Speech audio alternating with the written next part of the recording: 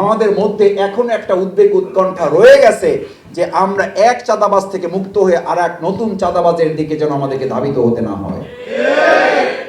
এবং বাংলাদেশ জামাত ইসলামী আপনাদেরকে আশ্বস্ত করে যাচ্ছে, আমাদের যতটুকু সামর্থ্য আছে, আমাদের যতটুকু সাধ্য আল্লাহ দিয়েছেন, বাংলাদেশ জামাত ইসলামী আপনার পাশে সামান্য একটা দেয়াল হিসাবে দাঁড়িয়ে আপনাকে কোন রকম সাপোর্ট দিতে পারবে।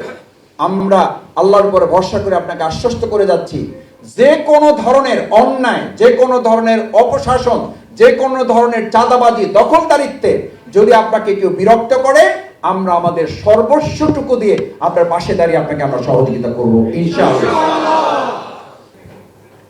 তবে আমি দু একটি বিষয় আপনাদের সাথে শুধু শেয়ার করতে চাই। আমি যতটুকু শুনেছি এখানে আপনারা সম্মানিত ব্যবসায়ী নেতৃবৃন্দ এবং ব্যবসায়ীদের মধ্যে যারা প্রযুক্তিতে এগিয়ে আছেন সেই সমস্ত ভাইদেরকেই বিশেষভাবে আজকে এখানে আমন্ত্রণ জানানো হয়েছে।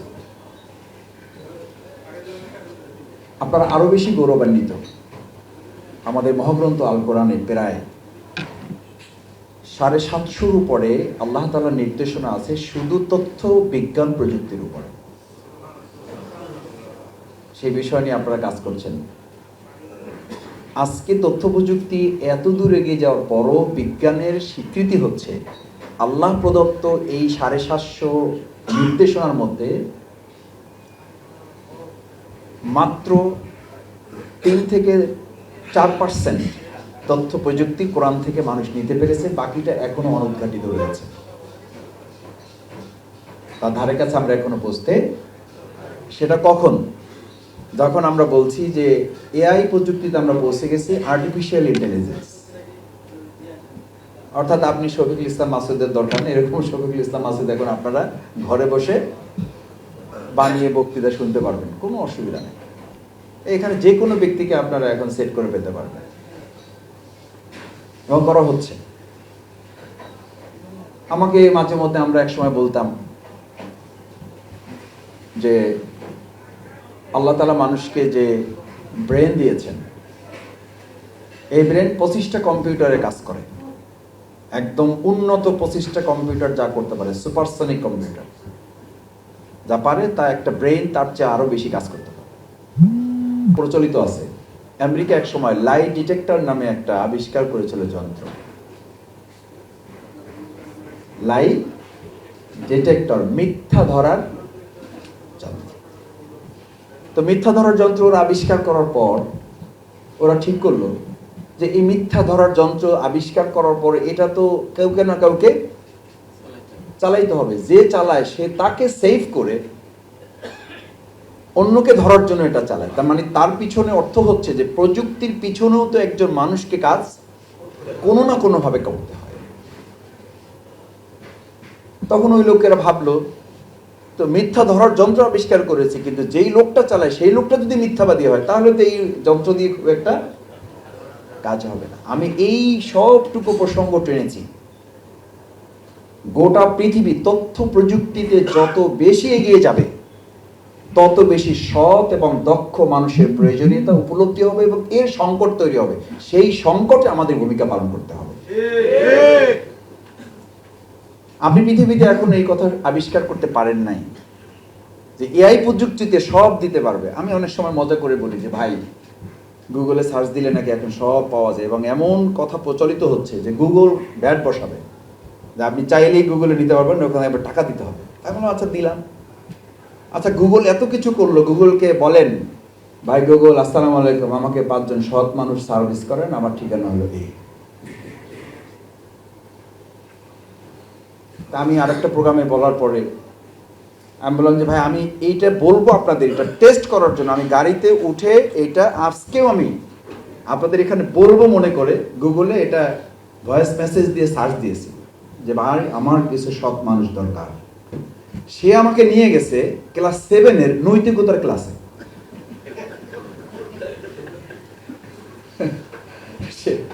সে আমাকে নিয়ে গেছে ক্লাস 7-এর নৈতিকতা। তার মানে হচ্ছে এই সম্পর্কে তার কোনো ধারণা নাই। কেন নাই? দেখেন, আমি এটা নিতান্তই যোগের বশবর্তী বলি নাই। আবুল হেকাম সেই সময় সবচেয়ে বড় জ্ঞানী ছিল। ওই লোকটা তো আবু জেহেল ছিল না। তো আবু জেহেল কে বানিয়েছে তাকে? আবু জেহেল বানিয়েছে কোরআন নাজিল হওয়ার পর, ওহির জ্ঞান আসার পর মানুষের জ্ঞান দেওয়া চলবে না, মানুষের জ্ঞানকে ওহির জ্ঞান আবু জেহেল করে দিয়েছে। আজকে এখানে যারা আছেন, আমি আপনাদের প্রথম অনুরোধ করতে চাই, মানুষের সমস্ত জ্ঞান যদি কোরআনের জ্ঞান দ্বারা পরিচালিত হতে ব্যর্থ হয়, তাহলে ওই লোকটা ওই জ্ঞান আবু জেহেল ছাড়া কিছুই নয়। সে যেই হোক, সে ডক্টর শফিকুল ইসলাম মাসুদও যদি হয়, কিছুই যায় আসে না। ও আবু জেহেল, ওর সব জ্ঞান আছে। আপনি নিশ্চয়ই স্বীকার করবেন আবু জেহেল ওই সময়ের শ্রেষ্ঠ জ্ঞানী শুধু ছিল না, সমস্ত তথ্য প্রযুক্তি জ্ঞান বিজ্ঞানের দিক থেকে তাদের স্বীকৃতি ছিল সে হল আবুল হেকাম। কখন আবু জেহেল হয়ে গেছে? যখন কি আসছে?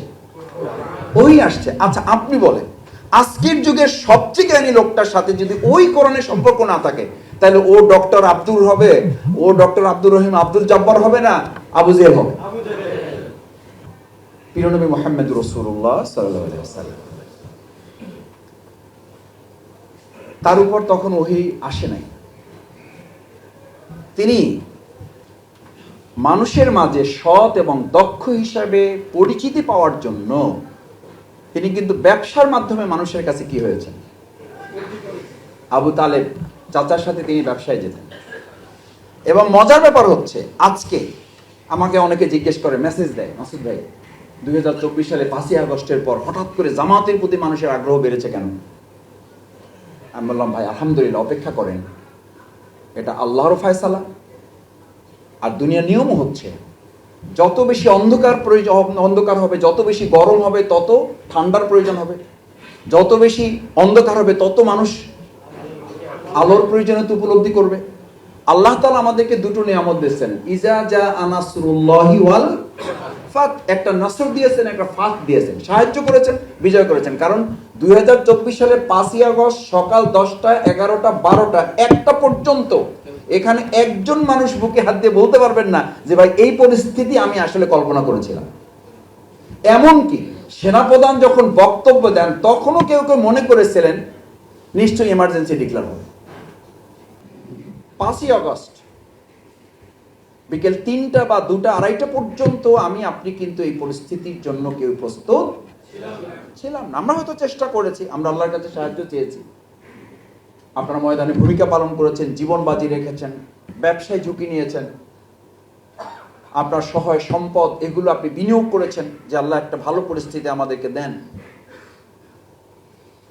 এই যে আল্লাহ দুটো সাহায্য, একটা হলো ফাত এবং নসর, এর সাথে কিন্তু আল্লাহ আরেকটা আমাদেরকে বোনাস দিয়েছেন, ফি দীনিল্লাহি আফওয়াজা। এখন এই কথাটা প্রসঙ্গ কেন টেনেছি? মুহাম্মদ রাসূলুল্লাহ সাল্লাল্লাহু আলাইহি সাল্লাম ব্যবসার মাধ্যমে এই যে দাওয়াতি কাজের সুযোগ তিনি তৈরি করেছেন, শুধু সুযোগ তৈরি করেন নাই, তিনি একই সাথে দক্ষতার পাশাপাশি সবচেয়ে বেশি যেটাকে উপস্থাপিত করতে পেরেছেন সেটা হলো কি? সততা। সঙ্গত কারণে আজকে এটা পরিচালিত আছে। আমি ছাত্র শিবির থেকে বলতাম, পরে অন্য দল তার ব্যবসা পরিচালনা অ্যাকাউন্টেন্ট হিসাবে একজন কি লোক চায়? 2 নম্বর লোক। কি লোক চান আপনারা? এমনও লোক দেখেছি নিজে নামাজ পড়ে না, নিজে সিগারেট খায়, কিন্তু সে মেসেজ পাঠায়, মাসুদ ভাই 5 ওয়াক্ত নামাজই দেখা, ডান বাম করে না। এইরকম একজন লোক, বিশেষ করে উল্লেখ করে দেয় শিবিরের সদস্য ছিল, সাথে হইলে হবে না, সদস্য ছিল, এরকম একজন লোক আমার দোকানে দরকার। দেখেন সেই সময় হযরত খাদিজাতুল কুবরা রাদিয়াল্লাহু তাআলা আনহা, তখন তিনি ইসলাম কবুল করেন নাই। তার মানে কি সেই সময় মুহাম্মদ রাসূলুল্লাহ সাল্লাল্লাহু আলাইহি সাল্লামের বাইরেও কি এরকম দক্ষ ব্যবসায়ী ছিল না? ছিল না? ছিল, কিন্তু কি ছিল না? সৎ ছিল না। তাহলে আজকের যুগে, ওই যুগে যদি দক্ষতার সাথে সততাকে দিয়ে বিজয় অর্জন করা যায়, আজকের 2024 সালের এই আধুনিক তথ্য প্রযুক্তির যুগেও আমাদের যত উন্নতি ঘটুক, সততাকে চ্যালেঞ্জ করে আমাদের উপরে টক্কর দিয়ে ইনশাআল্লাহ কেউ বিজয়ী হতে পারবে না। ব্যবসা তো হচ্ছে সেটা, ওয়াতুজাহিদুনা ফি সাবিলিল্লাহি বিআমওয়ালিকুম ওয়া আনফুসিকুম। অতঃপর ইমানদারদেরকে আমি নির্দেশ দিচ্ছি, হাল আদুল্লুকুম, আমি তোমাদেরকে কি একটা ব্যবসার কথা বলবো, তিজারাতিন তুনজিকুম মিন আযাবিন আলীম। এই জন্য আমি বলি যে ব্যবসা আপনারা যেটা করেন আমারটাও কিন্তু ব্যবসা, আমারটা কিন্তু খারাপ না। আলহামদুলিল্লাহ এখানে আমরা যারা আজকে হাজির হয়েছি, আমাদের দুনিয়ার ব্যবসার সাথে সাথে আমরা পরকালের একটা বড় ব্যবসার সাথে সম্পৃক্ত হতে পেরে আল্লাহ শুকরিয়া আদায় করছি, আলহামদুলিল্লাহ। দুনিয়ার এই ব্যবসা এবং পরকালের ব্যবসা, তুনজিকুম মিন আযাবিন আলীম, আমাদেরকে জাহান্নামের আযাব থেকে বাঁচায়। আজকে এখানে যারা উপস্থিত আছেন, বাংলাদেশ জামাত ইসলামী এই মূল ব্যবসায় আপনাদেরকে সম্পৃক্ত করার কথাই বলতে চায়। যেহেতু আপনি ব্যবসায়ী, আপনি বুঝবেন ব্যবসার মূল পুঁজি কি। আল্লাহ তাআলা পুঁজির কথা বলে দিলেন, তিজারাতিন তুনজিকুম মিন আযাবিন আলীম তুমিনুনা বিল্লাহ, এটা আল্লাহর বিধান। আপনি যদি এটাকে ধারণ করতে পারেন, পৃথিবীর কোনো বড় ব্যবসায়ী আপনাকে হার বানাতে পারবে না ইনশাআল্লাহ। কেন? রাসূল করিম সাল্লাল্লাহু আলাইহি সাল্লামের কাছে ওই যুগে ইহুদি খ্রিস্টানরা আসলো, মুহাম্মদ সাল্লাল্লাহু আলাইহি সাল্লামের ব্যবসার মাধ্যমে তাকে ধরাশয়ী করা, সাহাবীদেরকে দুর্বল করা, ইমানদারদেরকে দুর্বল করা। যেমন এই 15.5 বছরে আমরা ব্যাংক তৈরি করেছি, ব্যাংকগুলো শেষ করেছে। আসলে ব্যাংক শেষ করছে ব্যাংক শেষ করার জন্য না, ওই যে বলছে না যে তোমাকে বকাঝকা করছি তোমাকে করার জন্য, যাতে পাশের লোকটা বুঝতে পারে। আমাদের ব্যাংক ধ্বংস করেছে এই জন্য যে আমাদেরকে দুর্বল করার জন্য, মনে করেছে ব্যাংক শেষ করলে আমরাও কি হয়ে যাব, আমরাও শেষ হয়ে যাব। আমরা হসপিটাল করেছি, আমাদের চিকিৎসা সেবা শেষ করে দিয়েছে। বলছে যে জামাত ইসলামী যাই করুক করুক, এই জামাত এই প্রতিষ্ঠানগুলো যখন পরিচালনা করতো তখন কি সুন্দর সেবা পাইতাম। আর কারা কি নাকি নিয়েছে, এখন কোনো সেবা তো নাই, অথচ এখানে আসলে আমরা আরো অসুস্থ হয়ে যাচ্ছি। আমি তখন বলতাম ভাই কেন কি হয়েছে, বলছে যে ভাই এটা আগে জামাত চালাইতো না। আমি বললাম আমি তো তাই শুনছি। বলছে এখন কি হয়েছে ভাই, আমি বললাম যে এখন জামাতের কাছে নাই, এখন অন্যরা নিয়ে গেছে। বলছে এই জন্য কপালটা পড়ছে। বাংলাদেশ জামাত ইসলামী যদি ব্যাংক পরিচালনায় সফল হয়, বাংলাদেশ জামাত ইসলামী যদি স্বাস্থ্য সেবায় সফল হয়, বাংলাদেশ জামাত ইসলামী যদি শিক্ষার জগতে বিশ্ববিদ্যালয় করে সফল হয়, বাংলাদেশ জামাত ইসলামী রাষ্ট্রীয় কাঠামো পরিচালিত সফল হবে। এই স্বীকৃতি মুহাম্মদ রাসূলুল্লাহ সাল্লাল্লাহু আলাইহি সাল্লাম খাদিজা রাদিয়াল্লাহু তাআলা আনহার কাছে ইসলাম কবুলের আগে না ইসলাম কবুলের পরে? ইসলাম কবুলের আগে করেছে। আমাদের সাথে আমাদের জানের শত্রু, আমাদের জীবনের প্রতিপক্ষ যারা, তারাও এটা মানতে বাধ্য যে বাংলাদেশ জামাত ইসলামীর কাছে আর কিছু না থাকুক, তাদের কাছে সততা এবং দক্ষতায় তাদের সাথে কুলিয়ে ওঠা যাবে। সঙ্গত কারণে আমাদের ব্যাপারে যতই ধারণা খারাপ থাকুক, যতই দুর্বল থাকুক, শহীদ মাওলানা মতিউর রহমান নিজামী, শহীদ আলী হাসান মুজাহিদ, আপনারাই জানেন গোটা পৃথিবীতে এটা পরিচালিত। আমরা চ্যালেঞ্জ করেছি এবং চ্যালেঞ্জে আমরা উত্তীর্ণ হয়েছি। আল্লাহ তাআলা আমাদের প্রতি অনুগ্রহ করেছে, এটা আমাদের কোনো কৃতিত্ব না। যে ওনারা দুইজন মন্ত্রণালয় পরিচালনা করে চ্যালেঞ্জ করেছিলেন যে আমরা যদি 2 টাকার দুর্নীতি করেছে এটাকে প্রমাণ করতে পারে, তাহলে মন্ত্রণালয় নয়, সংসদ সদস্য পদ নয়, জামাত ইসলামীর সাধারণ সহযোগী পদ থেকেও আমরা পদত্যাগ করব। আলহামদুলিল্লাহ আজ পর্যন্ত কেউ এই চ্যালেঞ্জ গ্রহণ করতে পেরেছে? তার মানে হচ্ছে এই যে প্রচেষ্টা চালালে একেবারে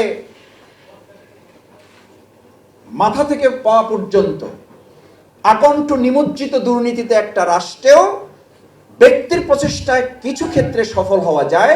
বাংলাদেশ জামাত ইসলামের 2 জন মন্ত্রী 3টে মন্ত্রণালয়ে তার প্রমাণ রাখতে তিনি সক্ষম হয়েছেন। আমরা আজকে ব্যবসায়ী ভাইদের উদ্দেশ্যে সুধীমণ্ডলী যারা এখানে এসেছেন, এই দায়িত্ব আপনাদের আমাদের সবাইকে নিতে হবে। আমাদের প্রিয় শিক্ষার্থী ছাত্র জনতা 2024 সালে 5ই আগস্ট যে একটা নতুন স্বাধীনতা নিয়ে এসে দিয়েছে, এটার প্রতি আমাদের কোনো দায়বদ্ধতা নাই। এতগুলো ছেলে জীবন দিল, এবং শুধু জীবন দিল না, সত্যি আমি এখন ছাত্রদের পেলে আমি ওদের বুকে জড়িয়ে ধরি। আমি বলি যে বাবারা, আমার ছেলেরা, আমার ভাইয়েরা, তোমরা আমাদেরকে মিথ্যা প্রমাণ করেছো, একেবারে স্রেফ মিথ্যা প্রমাণ করেছে। আমি এদের ব্যাপারে এতদিন ভিন্ন বক্তৃতা করতাম, এখন বক্তৃতা চেঞ্জ করে দিচ্ছি। আমি মনে করতাম, আমি বলতাম যে এরা মোবাইলে শেষ হয়ে গেছে, আমি বলতাম যে এরা মাদকে শেষ হয়ে গেছে, আমি বলতাম যে এরা অস্ত্রে শেষ হয়ে গেছে। কিন্তু আলহামদুলিল্লাহ আল্লাহ তাআলার অশেষ কৃপা, আল্লাহ তাআলার অশেষ দয়া, তার একান্ত মেহেরবানি, 15.5 বছরের অশ্লীলতা, বেহায়াপনা শিক্ষা জগতের চূড়ান্ত ধসের মধ্যে আল্লাহ তাআলা বলতে হবে যে নমরুদ এবং ফেরাউনের মধ্যে মুসার কিছু অনুসারী তিনি তৈরি করে দিয়েছেন। এটা অবাস্তব, অসম্ভব ভাবনার জগতেও। আমরা শহীদ পরিবারগুলোকে আপনারা জানেন, আলহামদুলিল্লাহ আল্লাহর মেহেরবানি যে আমরা প্রত্যেক শহীদ পরিবারকে 2 লাখ টাকা করে আমরা ইতিমধ্যে দেওয়া প্রায় শেষ করেছি। আমাদের এখানে প্রায় 100-র উপরে শহীদ পরিবার আমরা পেয়েছি আমাদের শুধু সিটি সাউথ, এবং সমস্ত আহত পঙ্গু যারা আছেন আমাদেরকে আমরা কানেক্ট করতে পেরেছি। তাদের চিকিৎসার ব্যাপারে আমরা গিয়ে গিয়ে হসপিটালে পরিবারগুলোকে বলেছি যে আপনারা রক্ত দিয়েছেন, আপনার ছেলে গুলিবিদ্ধ হয়েছে, আপনার ছেলে হাত হারিয়েছে, পা হারিয়েছে, চোখ হারিয়েছে, এর চেয়ে আর বেশি কিছু করতে হবে না। আমরা হসপিটালকে বলে দিয়েছি বাকি সমস্ত ব্যয়ভার আমরা বহন করব, এবং আলহামদুলিল্লাহ আমরা এটার উপরে আছি। এটা আমাদের 1-2 জন ব্যবসায়ী তিনি বলেছেন অমুক হসপিটালের বিল আমি দিয়ে দেব। আমরা সাহস করেছি, আপনারা আমাদের, এই জন্য আমি বলেছি আপনারা শুধু আজকে আমাদের দাওয়াতে ডিনার খেতে এসেছেন এই জন্য আমি আপনাদেরকে স্বাগত জানাই। আমি আপনাদের স্বাগত জানিয়েছি যে আপনারা সবচেয়ে দুর্দিনে জামাত ইসলামের পাশে থেকে এটা প্রমাণ করেছেন সততা এবং দক্ষতায় এই দেশপ্রেমিক মানুষ যারা থাকবে, ব্যবসায়ীরা তাদের সাথে থাকবে। একই সাথে কিন্তু আপনাদের একটা সতর্ক থাকতে হবে। একেবারে শেষ সময়ে 2টো গুরুত্বপূর্ণ ডিসিশন শেখ হাসিনা নিয়েছিল। ওই সময় তথাকথিত সুশীলদের সাথে বসেছে, আর কাদেরকে ডেকেছে? কাদেরকে জানে সে, তাদেরকে ডেকেছে। অত্যন্ত নির্লজ্জভাবে কতিপয় ব্যক্তিরা সেই সময় আমাদের ছাত্রদের বুকে যখন গুলি চলছে, যে কথা তারা বলেছে সেই কথার উপরে থেকে নৈতিকভাবে তারা এই দেশের সাধারণ নাগরিক হিসাবে বসবাসের অনুপযুক্ত।